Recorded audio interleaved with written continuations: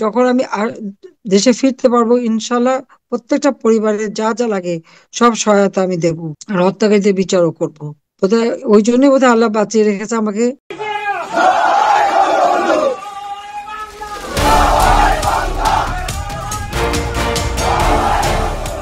এবার বাংলাদেশে মুজিব কন্যা শেখ হাসিনা দ্রুত দেশে ফিরতে চান। আওয়ামী লীগের জন্য অনুকূল পরিস্থিতি তৈরি হলে এই প্রাক্তন প্রধানমন্ত্রী দেশে ফিরবেন। এই বক্তব্য অন্তর্বর্তী সরকারের প্রধান মোহাম্মদ ইউনূস এবং তাঁর সমন্বয়কদের জন্য অত্যন্ত অশনি সংকেত। দায়মুক্তি বিশেষ পর্ব নামক একটি ভার্চুয়াল বার্তায় শেখ হাসিনা জামাত বিএনপির প্রত্যক্ষ হামলায় নিহত পুলিশ কর্মী এবং আওয়ামী লীগের কর্মীদের ন্যায় বিচারের জন্য আশ্বাস দেন।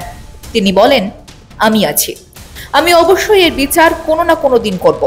অন্তর্বর্তী সরকার যতই দায় মুক্তি দিক, এই হত্যার দায় মুক্তি হয় না। আমার বাবা মা 3 ভাইকে যখন হত্যা করা হয়েছিল তখনও দায় মুক্তি দেওয়া হয়েছিল, কিন্তু আমি শক্ত হাতে তাদের বিচার করেছি। এই পুলিশ হত্যার বিচারও আমি করব।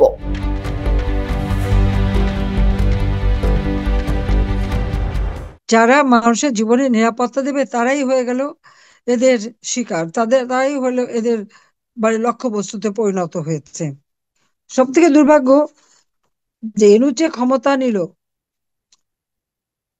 15 তারিখের থেকে যারা যে ধ্বংসযজ্ঞ শুরু করে দিল এই ছাত্ররা, সমন্বয়করা, এবং বিভিন্ন জায়গায় তারা জ্বালাও পোড়াও অগ্নিসন্ত্রাস, থানা আগুন দেওয়া, লুটপাট, বাড়ি ঘরে আগুন দেওয়া ব্যাপকভাবে যখন শুরু করে দিল, পুলিশের উপর যখন আক্রমণ শুরু করে দিল, এরপর থেকে তো এই ঘটনা চলতেই থাকলো। আর কি দুর্ভাগ্যের বিষয় যে যে পুলিশগুলিকে হত্যা করলো, আমাদের অগণিত আওয়ামী লীগ নেতা কর্মীকে হত্যা করেছে, 14 দলের নেতা, সাংবাদিক, সাংস্কৃতিক কর্মী, আইনজীবী, সব শ্রেণী পেশার মানুষের উপরেই তারা হামলা করেছে এবং হত্যা করেছে।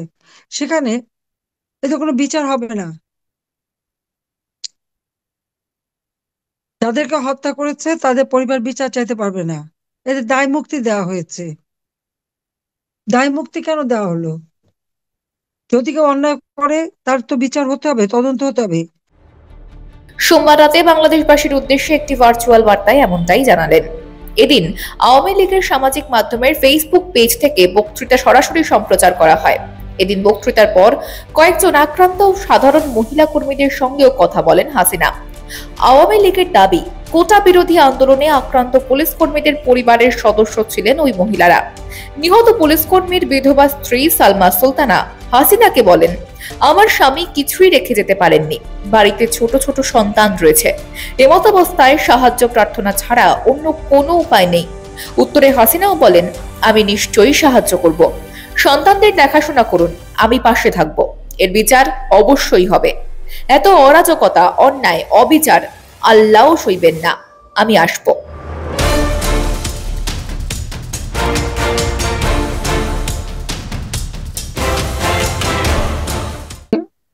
আমি জানি না আমি কি ভাষায় সান্ত্বনা দেবো, তো এটুকু কইতে পারি যে আমি আছি, আমি অবশ্যই এই বিচার ইনশাআল্লাহ একদিন করবই করবো। ওরা যতই দায় মুক্তি দিক, এই হত্যার দায় মুক্তি হয় না, হত্যার বিচার হয়। আমার বাবা মা ভাই, 3 ভাই, তার সবাইকে যখন হত্যা করেছিল তাদেরকেও দায় মুক্তি দেওয়া হয়েছিল, কিন্তু আমি আল্লাহর রহমতে এসে তাদের বিচার করেছি। ইনশাল্লাহ এই পুলিশ হত্যার বিচারও আমরা করব একদিন, খালি দোয়া করে আমি বিচার করবো। আর আমি সবসময় দোয়া করি বাচ্চাদের দেখাশোনা করেন, যা দেখে আমি আমার সাধ্যমতো চেষ্টা করব যে আপনাদের পাশে দাঁড়াবো। সম্প্রতি হাসিনা বাংলাদেশের নাগরিকদের উদ্দেশ্যে ভার্চুয়াল বার্তা দিয়েছিলেন, আর তাতেই মোহাম্মদ ইউনূসের অন্তর্বর্তী সরকার বেজায় চটে গিয়েছে। ফলস্বরূপ জামাত সমর্থিত কট্টর মৌলবাদীরা 32 নম্বর ধানমন্ত্রীর মুজিবুর রহমানের বাড়িতে আগুন লাগিয়ে সম্পূর্ণভাবে নস্যাৎ করে দেয়। একইভাবে হাসিনার বিরুদ্ধে একাধিক বিজ্ঞপ্তি জারি করেছিল অন্তর্বর্তী সরকার। এইরকম একটি অস্থির পরিস্থিতির মধ্যে বাংলাদেশের নির্বাচন নিয়ে বিএনপি ও মোহাম্মদ ইউনূসের বিরুদ্ধে নানা রকম চাপ সৃষ্টি করে চলেছে। এই অবস্থায় হাসিনাও নিজের মাটি শক্ত করতে ক্রমেই কর্মীদের চাঙ্গা করতে চাইছেন অডিও বার্তায়। তাই ভার্চুয়াল বার্তায় নিজের পায়ের মাটি শক্ত করছেন এবং ইউনূসকেও একদিন শাস্তি পেতে হবে বলে হুঁশিয়ারি দিয়েছেন।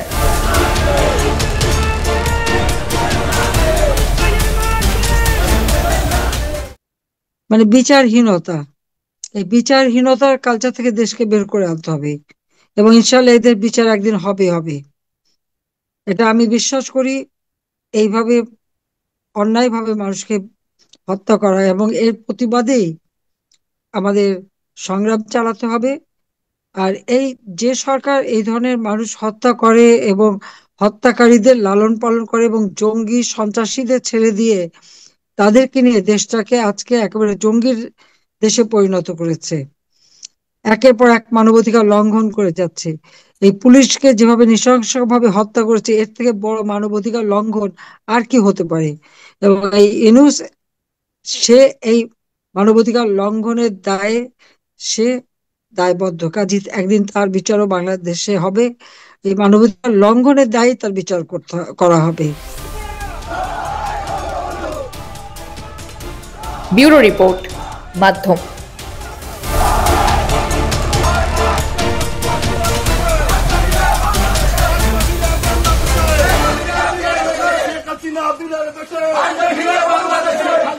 বাংলাদেশে